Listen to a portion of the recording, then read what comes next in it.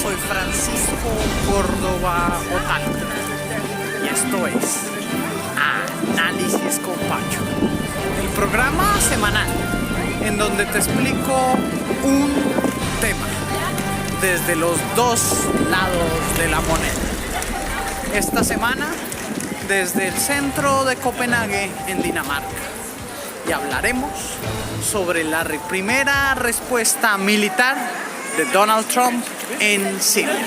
Espero lo disfruten. El programa del día de hoy va a estar enfocado a observar las dos perspectivas del conflicto en Siria. Una desde la perspectiva de los Estados Unidos, con el presidente Trump y el secretario Rex Tillerson. La segunda es la perspectiva del presidente Putin de Rusia. Vamos a ver en este programa cuáles son los argumentos que dicen que efectivamente el ataque químico que se realizó en la pequeña provincia de Idlib en Siria fue causado o no por el gobierno del presidente Bashar al-Assad. Así que primero les contaré cuál es la perspectiva de los Estados Unidos, que es una perspectiva que estamos escuchando, y la iré comparando con la perspectiva de Rusia. ¿Qué dicen los Estados Unidos? Y eso lo dijo en la sesión de las Naciones Unidas la embajadora de los Estados Unidos a las Naciones Unidas, Nikki Haley. Ella dijo, mostrando un par de fotografías, que el ataque con armas químicas, especialmente clorín o gas sarín, fue perpetrado por el gobierno de Siria. Días después, el Pentágono realizó una muestra de estos planes que ustedes ven ahí, que sería la ruta que tomaron los aviones del ejército de Bashar al-Assad para llegar al punto de Idlib y liberar las armas químicas. Entonces, bajo esta retórica es que los Estados Unidos efectivamente dice tener pruebas contundentes de que el presidente de Siria es el causante del terrible ataque, porque es terrible, y el ataque sí es real, hasta donde sabemos, porque vemos las imágenes y son realmente escarnecedoras. Pero el gran punto es quién está detrás del ataque. Ahora miremos desde el punto de vista de Rusia. Rusia lo que dice es que desde el año 2013, cuando también se le acusó al presidente Bashar al-Assad de hacer un ataque también con armas químicas hacia el pueblo sirio, se nombró una comisión de las Naciones Unidas. En ese entonces, el presidente Obama también hizo consultas al Congreso, cosa que no hizo el presidente Trump, para saber cuál debería ser la reacción. En ese entonces el secretario de Estado era John Kerry. Lo que dice Rusia es que Bashar al-Assad desde ese entonces, primero, el informe de las Naciones Unidas no dice que fue el presidente Bashar al-Assad ni del gobierno sirio, sino que se indica que el ataque pudo haber provenido de incluso las fuerzas rebeldes, es decir, las que quieren tumbar a Bashar al-Assad. ¿Por qué? Porque el gobierno sirio, desde el principio del conflicto, se comprometió a no utilizar armas químicas contra la población civil. Y se nombraron una serie de comisiones, y ahí es la que arguye el presidente Putin y los primeros ministros, que efectivamente Bashar al-Assad sacó y neutralizó todas esas armas químicas. Pero por el contrario, hubo robos de elementos químicos que pudieron haber sido utilizados por las fuerzas rebeldes. Entonces, estos son los dos lados de la moneda. Recuerden, por eso la moneda tiene dos lados. Y una noticia, si nosotros solo la vemos de un lado, no podemos saber cuál es la realidad. De pronto es una combinación de los dos elementos, pero entonces eso es lo que quiero explorar el día de hoy. Por un lado, las pruebas contundentes de los Estados Unidos, en donde en menos de 24 horas lograron reunir todas las pruebas que demostraban, sin lugar a dudas, que fue el presidente Bashar al-Assad el que estuvo detrás del ataque. Y por otro lado, lo que dice la presidencia de Rusia, que efectivamente no hay pruebas y que si existiesen las pruebas, estas deberían mostrarse a la comunidad internacional. ¿Y cómo se muestran? Pues a través del Consejo de Seguridad de las Naciones Unidas. Allí es donde Estados Unidos, no simplemente mostrando unas fotos, por eso vemos al embajador de Bolivia que hacía un recorderis, que en ese mismo estamento el entonces embajador Colin Powell, embajador del presidente George Walker Bush, dijo que Saddam Hussein, en ese entonces presidente de Irak, contaba con armas de destrucción masiva y que las fuentes de los servicios secretos de los Estados Unidos, CIA, NSA y todas las demás, realmente indicaban que Saddam Hussein tenía las pruebas. Lo que dice el embajador de Bolivia ante las Naciones Unidas es que, y eso todo el mundo lo sabe, es que esas pruebas fueron falsificadas, fueron creadas por entes dentro del gobierno de los Estados Unidos para llevar hacia la realidad. Recordar algo fundamental. Cada vez que ocurren este tipo de eventos, hay varios tipos de reacciones y tenemos que tratar de ver qué está por debajo. Entonces veamos, la reacción del gobierno Trump después de decir que fue Bashar al-Assad fue lanzar los famosos 50 misiles Tomahawk y atacar una base en Siria. Entonces muchos países del mundo estuvieron de acuerdo. Aquí vemos una lista de algunos de esos países y otros no, porque dijeron esto realmente es atacar. Esto podría decirse que es una declaración de guerra. Ahora bien, veamos qué estaba pasando justo antes de que sucedieran los hechos, tanto en el lado de los Estados Unidos como en el lado de Siria. Por el lado de los Estados Unidos, varios de los miembros del gabinete del presidente Trump estaban saliendo. Entre esos, el director de las agencias de seguridad, Mark Flynn.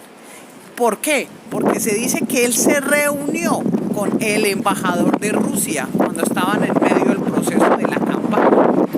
Y así han salido otros 5 miembros del gabinete de Trump por acusaciones de relaciones con Rusia. Entonces, a nivel interno, del presidente de los Estados Unidos, pues tenía gran conmoción porque decían, incluso muchas teorías, que él simplemente es un títere de Putin, ¿sí? Y que todas estas relaciones simplemente muestran que ellos se unieron para ganarle y acabar con Hillary Clinton. Eso ocurrió. Por el lado de Siria, mientras que Trump siempre había dicho que dejar que los sirios hagan sus cosas y dejar que ellos mismos definan su propio destino, ya las fuerzas aliadas de varios países estaban sacando a las fuerzas de ISIS, tanto de Siria como de Irak. Entonces estaba funcionando la estrategia combinada de cientos y decenas de soldados que habían enviado y que habían entrenado para sacarlos del lugar. Es decir, ya el ejército de Bashar al-Assad estaba sacando a las fuerzas como ISIS, como Daesh y como Al-Nusra, y también a la vez ya estaba teniendo, como podríamos decir, el as bajo la manga, porque ya tenía el poder de negociación. Entonces, justo antes del ataque con armas químicas a Idlib, por un lado, Trump estaba siendo atacado internamente por posibles conexiones con Rusia, y por otro lado, el presidente Bashar al-Assad decía que ya estaba a punto de ganar esta guerra. Y entonces ocurre este ataque, Estados Unidos envía los misiles y cambia todo. Entonces la gran pregunta es, ¿por qué atacó Bashar al-Assad? Supongamos que creemos la teoría de los Estados Unidos. ¿Cuál estarían siendo las razones? Si él estaba ganando contra los rebeldes, estaba ganando contra Daesh y estaba a punto de cerrar las negociaciones, ¿sí? Algunos dirían, como Ron Paul, ex senador de los Estados Unidos, que eso es como usted va ganando el juego y se dispara en el pie. No tiene lógica, ¿sí? Mientras que por otro lado, algunos analistas dicen, no, de pronto lo que quiere hacer Trump es mostrar que él no es ningún títere de Putin, y por eso en la reunión del G7, Max Tillerson dice, mire, señores Rusia, o ustedes se unen a nosotros o ustedes están en el lado de Hezbollah, que son los que atacan a Israel, y están en el lado de Irán. Ustedes pueden ver algunos de los videos donde explicamos un poco más qué está sucediendo en el conflicto interno de Siria y cómo más de 12 naciones se encuentran allí. Pero entonces la gran pregunta es que se deben hacer todos ustedes es quién está detrás de los ataques y sobre todo la gran pregunta es quién se beneficia y si efectivamente existen esas famosas pruebas irrefutables de quién está detrás del ataque. ¿Por qué? Porque algunos es donde dice que se llama bandera roja. Es decir, que se crea un ataque para cambiar las condiciones. Esto lo podríamos comparar con lo que hizo Hitler en ese entonces, atacando la frontera de Polonia con mismos soldados alemanes, haciéndose pasar por polacos, ¿sí? Para poder validar el que yo pueda invadir un país. No estamos diciendo que eso lo hizo Trump, pero lo que sí estamos diciendo es cuál sería, si creemos la teoría de los Estados Unidos, ¿por qué Bashar al-Assad, teniendo todas las cartas, va a ponerse a disparar? Mejor dicho, miren lo terrible que es el tema de la guerra. En el tema de la guerra, ustedes pueden enviar un misil que mata a 50 personas y está aprobado. Si ustedes, en cambio, colocan un arma química que mata a 20, es una violación del derecho internacional humanitario, ¿sí? Entonces, ustedes mandan un avión que bombardee, está bien. Pero si ustedes colocan, por ejemplo, anthrax en un sobre, eso es lo peor. Entonces, esas, bueno, son las contradicciones de la guerra que existen. Pero lo que ustedes deben preguntarse es, si Bashar al-Assad está detrás del ataque, ¿por qué él va a colocarse a todo el mundo en contra de él? Por eso tanto los Estados Unidos ya están diciendo, oiga, Bashar al-Assad tiene que salir. Eso es lo que ustedes se tienen que preguntar cuando vean las noticias. La otra opción que sería, pues que efectivamente fueron las fuerzas rebeldes tratando de presionar y cambiar la posición de los Estados Unidos. ¿Qué va a pasar en Siria? Bueno, hechos irrefutables. 1, hubo un ataque químico. 2, Estados Unidos lanza misiles Tomahawk y ya. Hechos que no se sabe quién está detrás del ataque químico y cuáles son las razones. Ahora la gran pregunta, y les recomiendo ver el video de por qué Siria está posicionado geoestratégicamente con recursos naturales, incluido petróleo y gas. Y ahí es donde ustedes pueden empezar a entender los conceptos de las guerras y qué está después. Supongamos una cosa. Supongamos que el presidente Bashar al-Assad es derrocado y se coloca un nuevo gobierno. Bueno, miremos los ejemplos de Irak, Afganistán, Libia, Egipto. ¿Qué tienen todas en común? En todas se sacó al dictador para traer la democracia, la paz y la prosperidad, y es peor la situación social, económica y política. Así como dirían, la cura es peor que la enfermedad, porque entonces ¿quién va a obtener el poder en Siria? ¿Sí?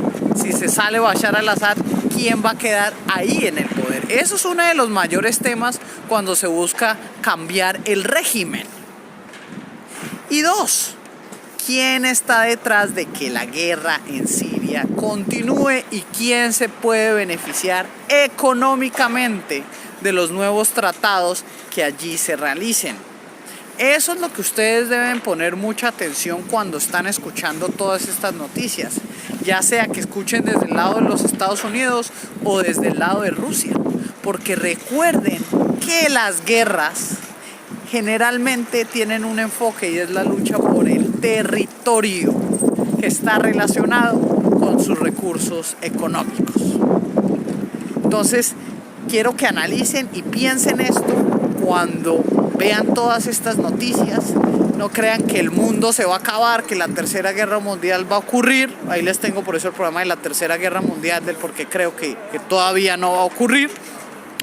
Y bueno, recuerden, yo soy Francisco Córdoba y esto es Análisis con Pacho, en la piel del comentario desde el centro de Copenhague, en Dinamarca. sitio espectacular que les recomiendo para caminar, para andar en bicicleta. Tengan ustedes una feliz semana.